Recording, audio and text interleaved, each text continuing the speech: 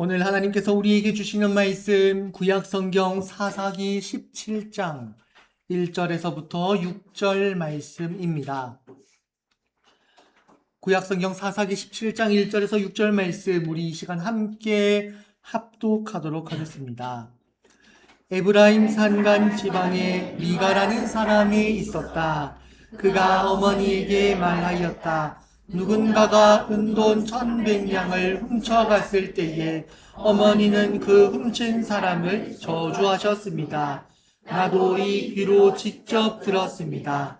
보십시오. 그 은돈이 여기 있습니다. 바로 내가 그것을 가져갔습니다. 그러자 그의 어머니는 도리어 이렇게 말하였다. 얘야, 주님께서 너에게 복 주시기를 바란다. 그러자 그의 어머니가 말하였다. 나의 아들이 저주를 받지 않도록 이 은돈을 주님께 거룩하게 구별하여 바치겠다. 이 돈은 은을 입힌 목상을 만드는 데 쓰도록 하겠다.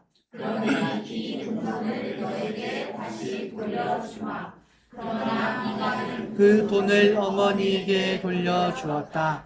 그의 어머니가 은돈 200냥을 은장이에게 주어 조각한 목상에 은을 입힌 우상을 만들게 하였는데 그 신랑 집에 보아두었다. 미가라는 이 사람은 개인 신당을 가지고 있었다. 에봇과 드라빔 신상도 만들고 자기 아들 가운데서 하나를 제사장으로 삼았다. 그때에는 이스라엘이 왕이 없으므로 사람들은 저마다 자기의 뜻에 맞는 대로 하였다. 아멘.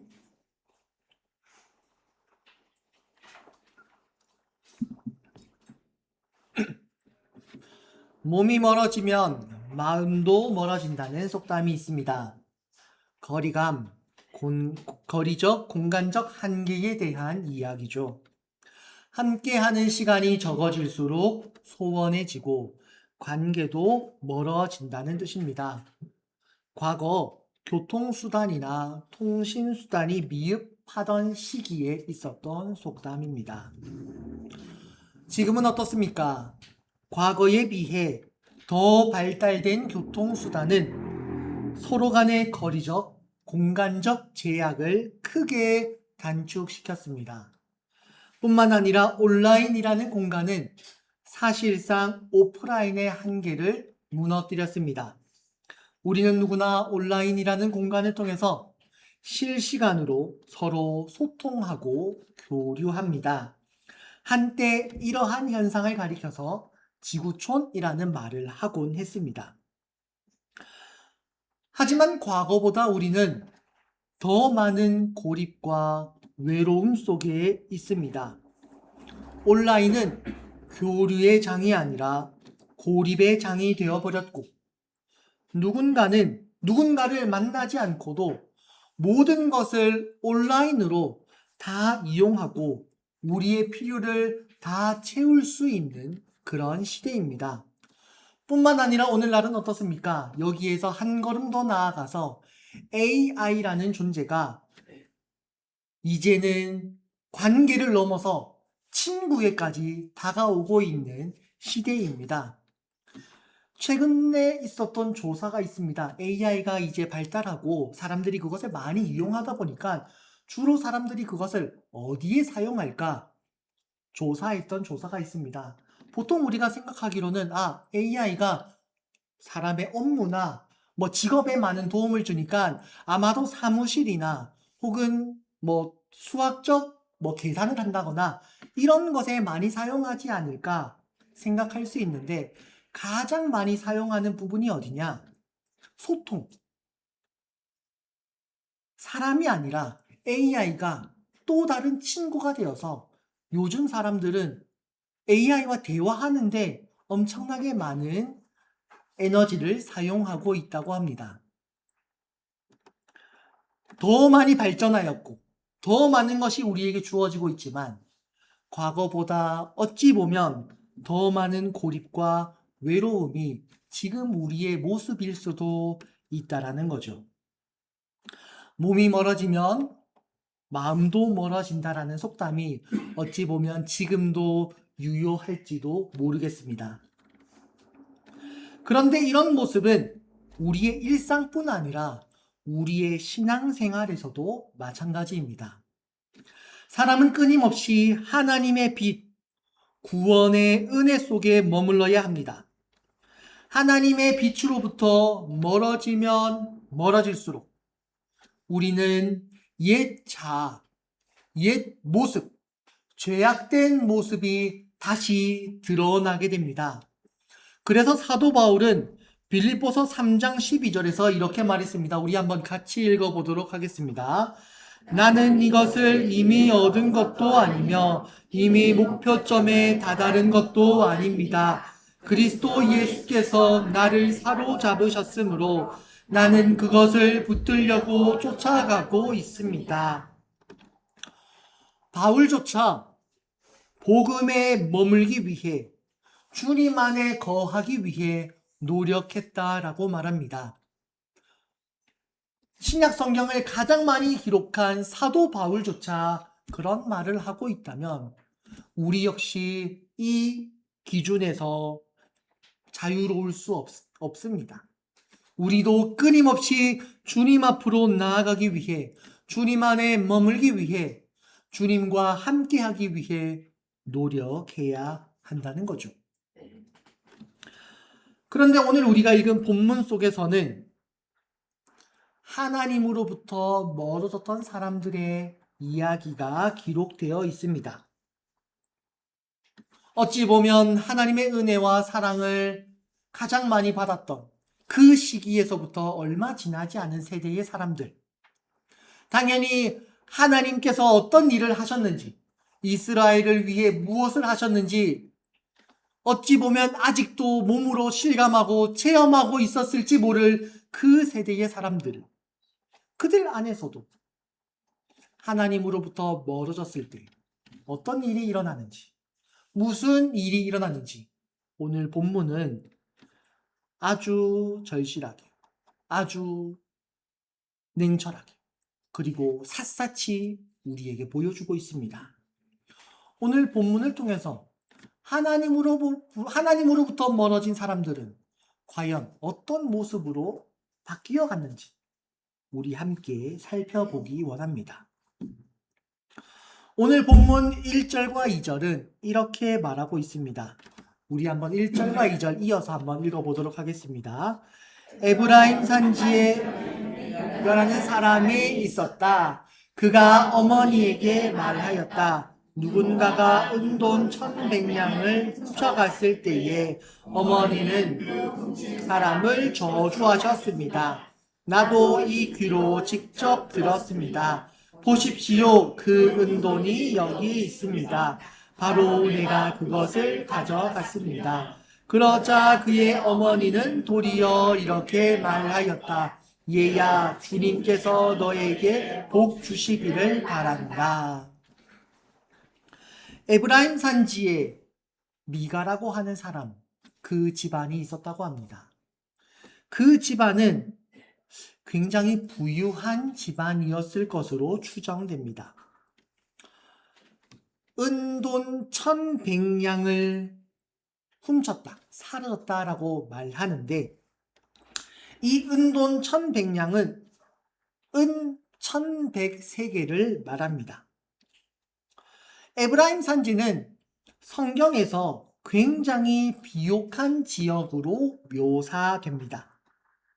창세기에서 야곱이, 그리고 신명기에서는 모세가 요셉 자손이 얻게 될 땅에 대해서 축복을 하는데 이렇게 축복을 합니다. 그 땅은 하늘의 보물인 이슬과 땅 아래 저장된 샘, 영구한 언덕에 풍성한 결실이 맺어지는 땅이다 라고 말합니다.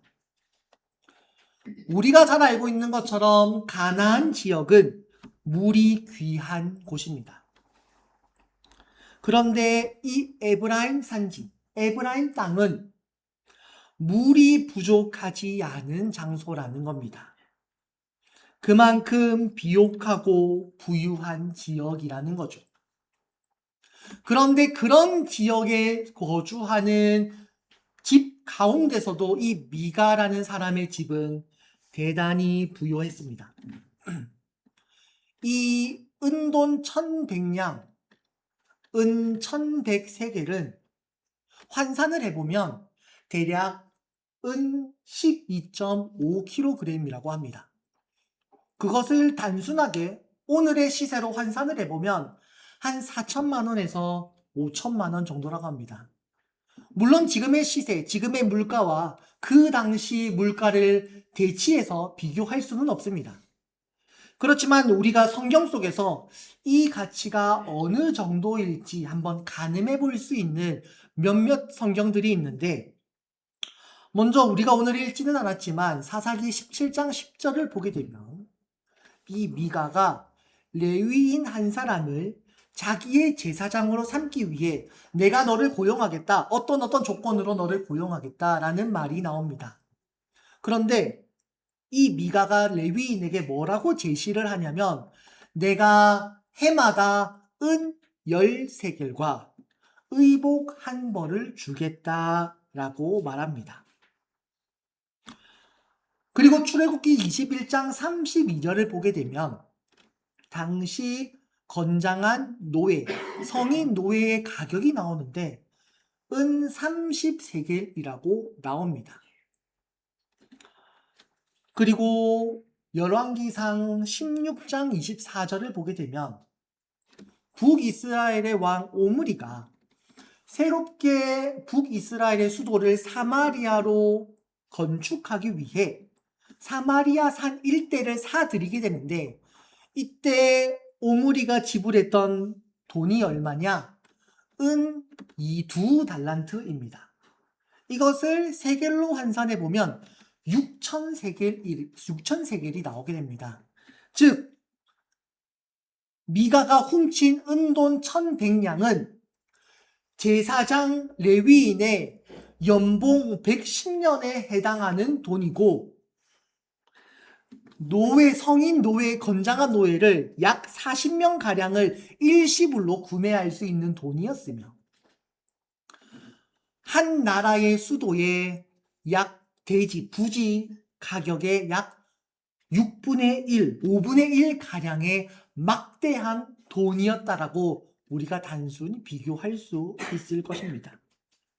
그만큼 엄청나게 많은 돈이었다는 거죠. 그런데 그 돈을 누군가가 훔쳐갑니다. 그래서 미가의 어머니가 이 돈을 훔쳐간 사람을 저주하게 됩니다. 그만큼 큰 돈을 훔쳐갔으니까 얼마나 화가 많이 났겠습니까?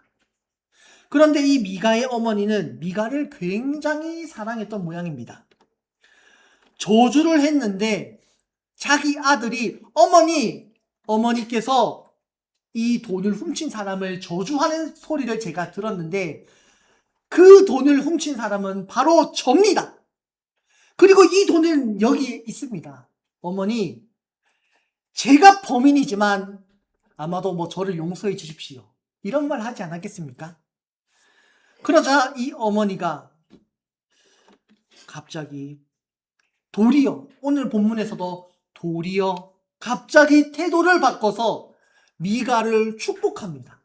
주님께서 내게 복을 주시기를 바란다. 굉장히 사이가 좋은 것 같지 않습니까? 범인이 내 아들이구나. 주님께서 너에게 복을 주시기를 바란다. 너가 정말 정직한 아들이구나. 너가 정말 솔직한 아들이구나. 내가 저주를 했지만 저주 취소. 축복 줄게. 그렇게 말했다는 겁니다.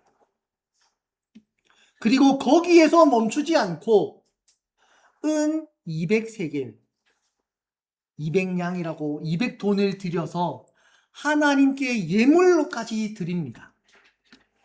아마도 정황을 살펴봤을 때 이 미가의 어머니는 그냥 저주를 한 건 아닐 겁니다. 아마 하나님의 이름으로 저주를 했겠죠. 그러니까 미가가 깜짝 놀라서 이 돈 여기 있습니다. 그러니까 미가의 어머니도 그냥 축복에서 그치는 것이 아니라 혹시라도 내 아들이 저주를 받으면 안 되니까 하나님께 예물로까지 드렸다는 겁니다. 마치 죄를 지은 사람이 하나님께 화목제물로 제물을 바치듯이 이 미가의 어머니가 은 200세겔을 주님께 바쳤다는 겁니다. 겉으로 보기에는 굉장히 사이좋은 혹은 서로를 아주 끔찍히 사랑하는 모자 모습 같지만 실상은 굉장히 기이한 모습입니다. 먼저 그의 어머니의 태도입니다. 성경은 함부로 저주해서는 안 된다고 우리에게 가르쳐주고 있습니다. 먼저 출애굽기 22장 28절 말씀입니다. 한번 같이 읽어보도록 하겠습니다. 너희는 하나님께 욕되는 말을 하거나 너희 백성의 지도자를 저주하지 못한다.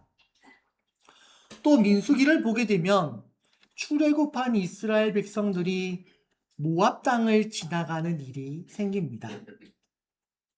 그 당시 모압 왕 발락은 이스라엘을 대적하던 대적자였습니다. 그래서 이 발락이 이스라엘 백성들을 저주하기 위해 그 당시 그 지역에서 뛰어나다고 알려져 있던 예언가 발람을 불러서 발람에게 저 이스라엘 백성들을 저주해라. 저들이 이 광야에서 완전히 싹 사라지게끔 저주를 퍼부으라고 고용을 합니다. 그래서 발람이 이스라엘을 저주하기 위해 옵니다. 모압 땅으로. 그리고 뭔가 저주 같지 않은 저주를 합니다.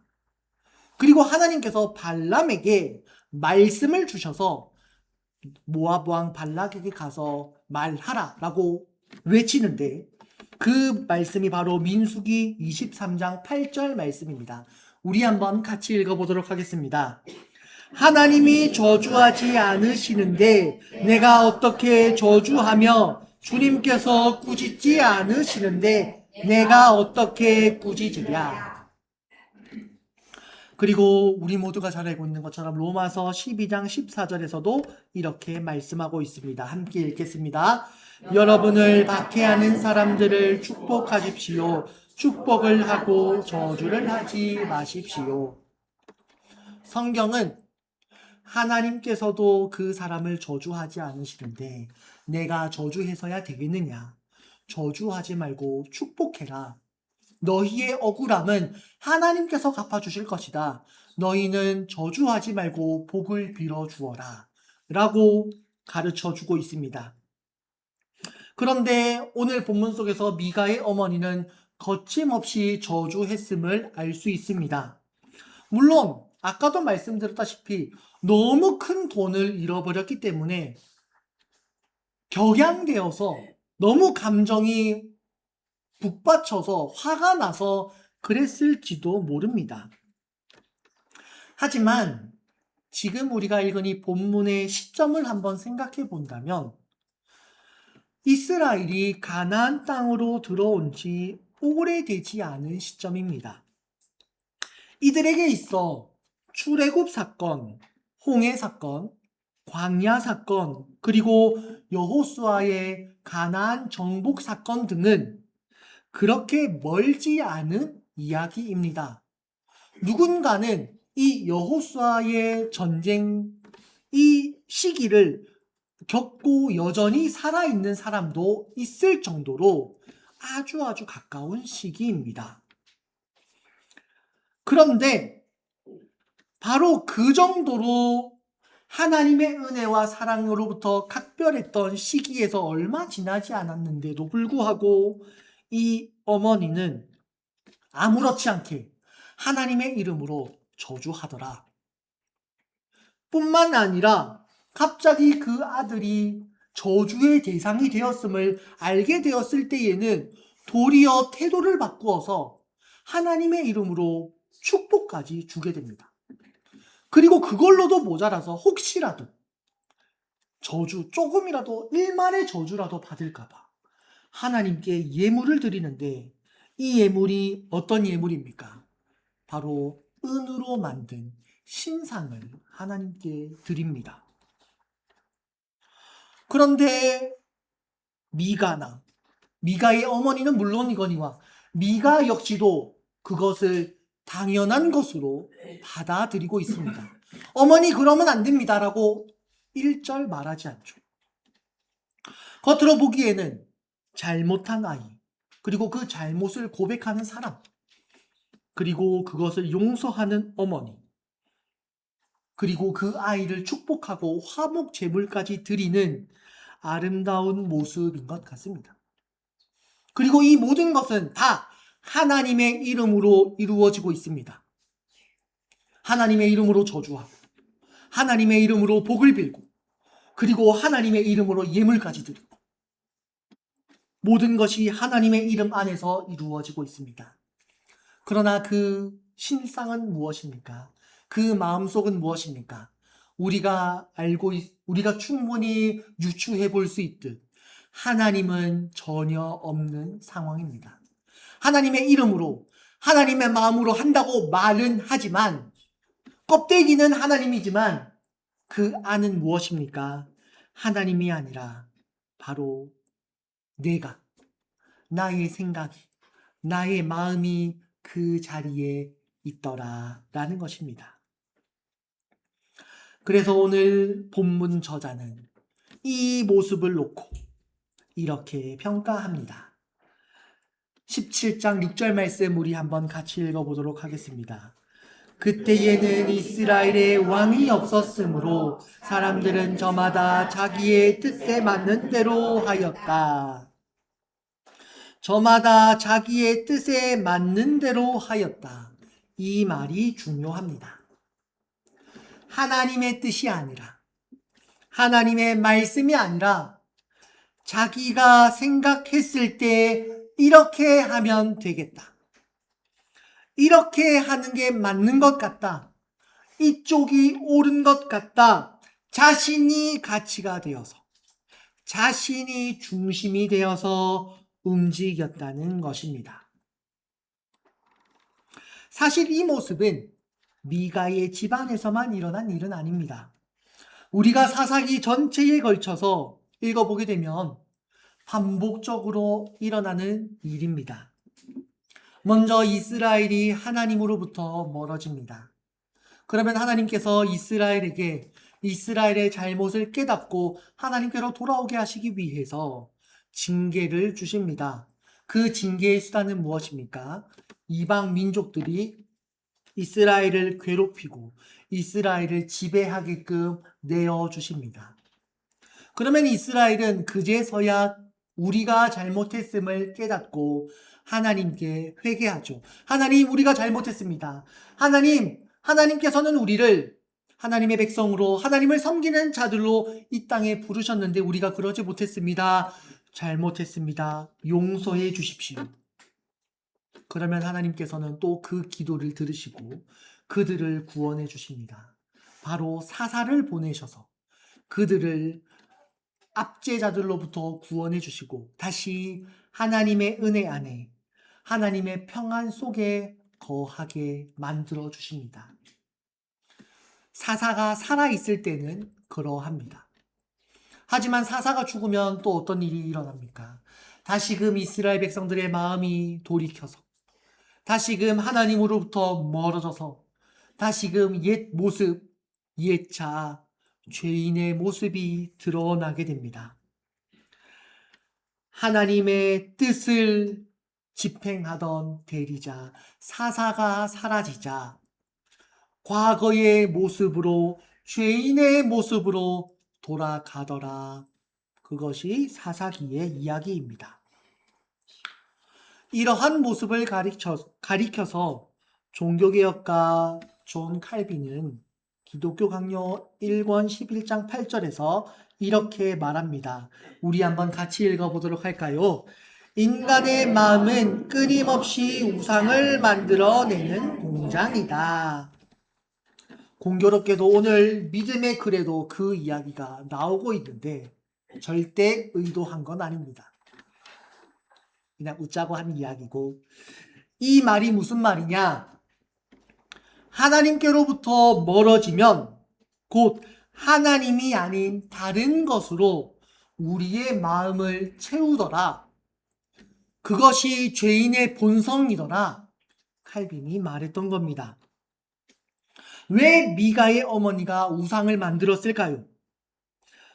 그리고 미가는 왜 오늘 우리가 읽지는 않았지만 이 우상으로 신당을 만들고 제사장을 두고 그곳에서 예배를 집전하게 합니다. 미가는 왜 그랬을까요? 그게 맞다고 판단했기 때문입니다. 그렇게 하는 게 좋아 보였기 때문입니다. 그렇게 하는 게 옳은 것처럼 미가나 미가의 어머니는 생각했기 때문입니다. 그 기준이 무엇입니까? 바로 자기 자신이었습니다. 혹은 미가나 미가의 어머니 주변을 둘러싸고 있던 환경이나 문화가 그랬을지도 모르죠. 하지만 분명한 것은 하나님은 아니었다는 것입니다. 하나님의 말씀은 아니었더라. 그것이 오늘 본문이 말하고자 하는 바입니다. 신명기 12장 8절 말씀을 보게 되면 이제 가나안 땅으로 들어가게 될 이스라엘 백성들을 향해서 모세가 이렇게 조언합니다. 이렇게 말씀합니다. 우리 한번 같이 읽어보도록 하겠습니다. 오늘 여기에서는 우리가 저마다 자기의 소견대로 예배를 드리지만 거기에 가서는 그렇게 하지 못합니다. 지금까지는 각자의 방식과 생각과 뜻에 따라 예배하고 생활하고 행동했지만 가나안 땅에 들어가면 지금까지의 방식이 아니라 하나님의 방식, 하나님의 뜻, 하나님의 말씀에 기초해서 행동하고 생활하며 살아가야 한다는 뜻입니다. 왜 그렇습니까? 이제 이스라엘은 하나님의 사람, 하나님의 백성, 하나님의 자녀가 되었기 때문입니다. 나아가서 이스라엘은 하나님께서 택하신 하나님의 나라이기 때문입니다. 하나님의 백성이 되었으니, 하나님의 자녀가 되었으니 구원받은 주님의 거룩한 나라가 되었으니 하나님이 그 중심에 있어야 한다. 하나님의 말씀이 우리의 이정표가 되어야 한다. 그런 뜻입니다.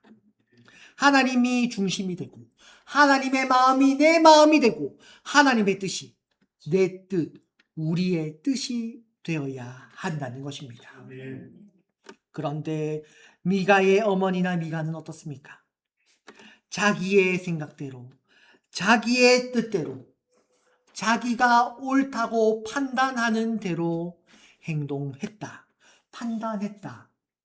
사사기 저자가 우리에게 보여주고 있는 것입니다. 그렇기에 이렇게 말했던 겁니다. 그때에는 이스라엘에 왕이 없었으므로 사람들은 저마다 자기의 뜻에 맞는 대로 하였다. 겉으로 보기에는 굉장히 좋은 말 같습니다. 자기 뜻대로 했다. 아주 주관이 철저하네요 라고 말할 수 있을지도 모릅니다. 자신의 생각과 철학이 분명하네요 라고 반문해 줄 수도 있을지 모르죠. 하지만 사사기 저자가 하고픈 말은 그게 아니죠.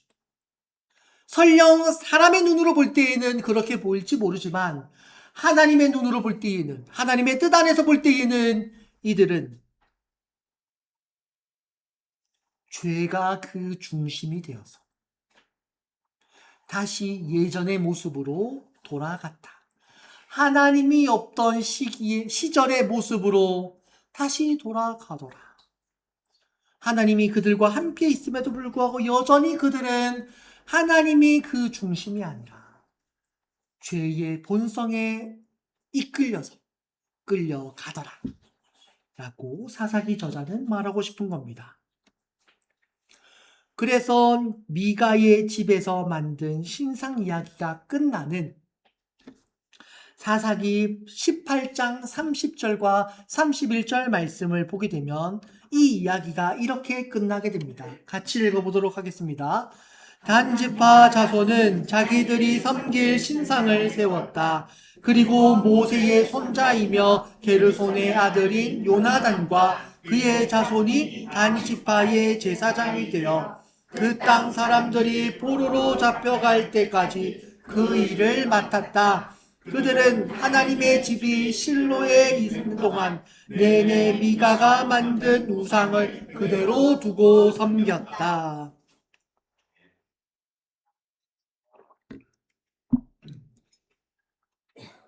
어떻게 이야기가 끝나고 있습니까? 모세의 손자가 신상을 섬기는 제사장이 되었다.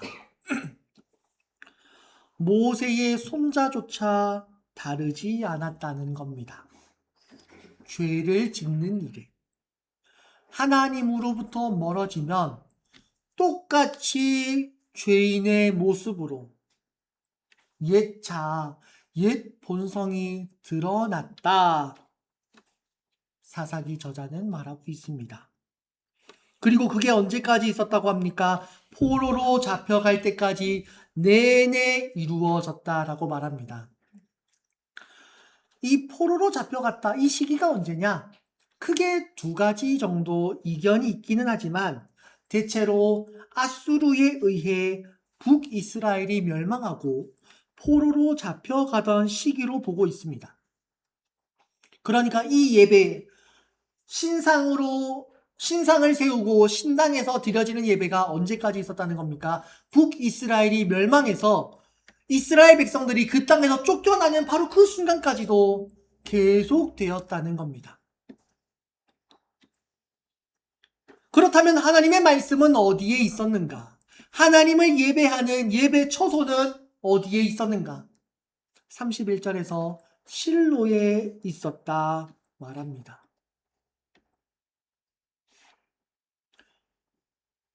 몸이 멀어지면 마음도 멀어진다는 속담처럼 실로에서 하나님의 언약궤가 있는 성막에서 멀어지면 멀어질수록 마음도 신앙도 영혼도 멀어졌다는 것입니다.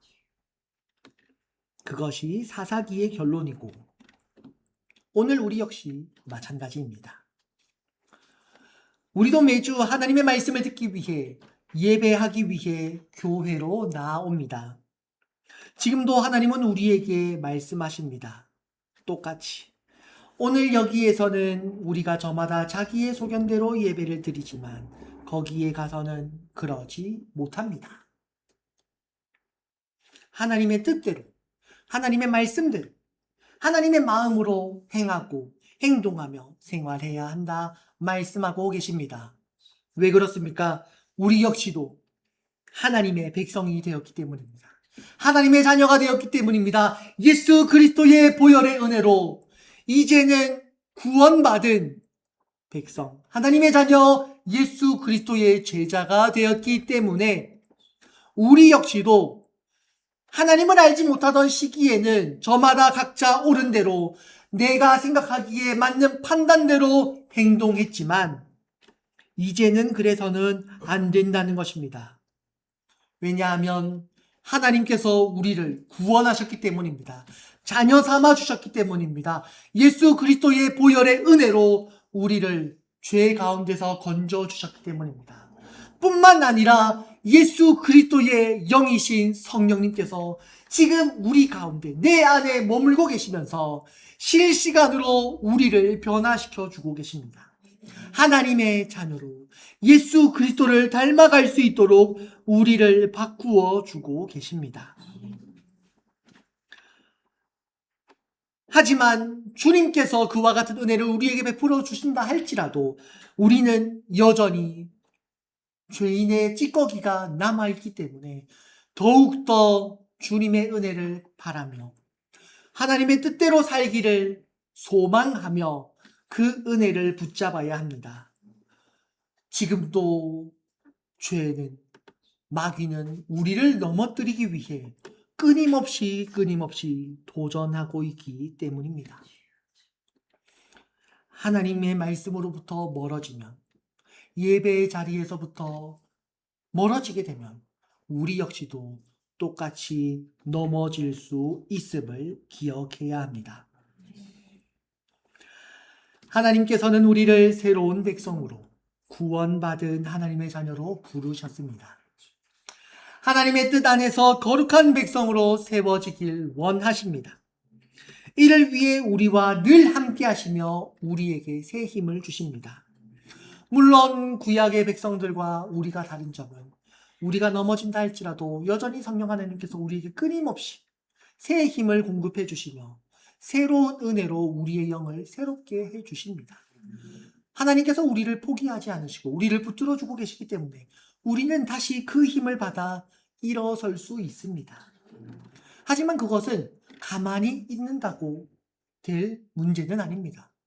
하나님께서 우리에게 공급해 주시는 그 은혜대로 또한 우리가 살기 위해, 죄와 싸워 이기기 위해 노력하는 자세 또한 필요합니다.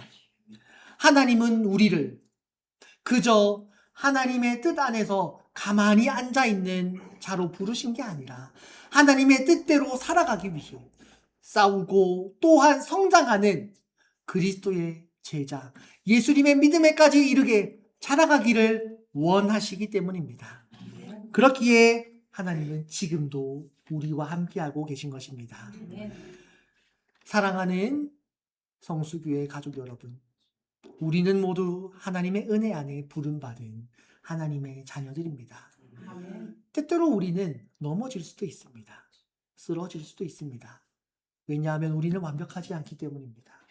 여전히 마귀는 우리를 넘어뜨리기 위해 또한 공격하기 때문입니다. 하지만 하나님께서는 우리와 함께 하십니다. 하나님께서는 우리의 마음을 지금도 변화시켜 주고 계십니다. 그 은혜를 기억하시기 바랍니다. 그 사랑을 붙드시기 바랍니다. 그럴 때에 우리의 교회, 또한 우리의 지체들, 우리의 가정 모두 예수 그리스도와 함께 다시 오실 주님의 그날까지 당당하게 나아갈 수 있을 것입니다. 그와 같은 은혜와 소망이 저와 우리 모두에게 날마다 가득하길 간절히 소망합니다. 우리 이 시간 말씀을 생각하시면서 기도하시겠습니다. 하나님께서는 우리를 붙들어 주고 계십니다. 하나님께서는 우리와 함께하고 계십니다. 때때로 우리가 넘어지고 쓰러질 때도 있습니다. 그렇지만 그 와중에도 하나님은 다시금 우리에게 손을 내밀어 주시며 일어서라 말씀하십니다. 하나님의 뜻대로 살아갑시다. 하나님의 마음으로 나아갑시다. 우리의 부족함, 연약함 하나님 다 알고 계십니다. 그럼에도 우리에게 오늘도 새 힘을 주십니다. 그와 같은 은혜를 기대하며 소망하며 함께 기도하겠습니다.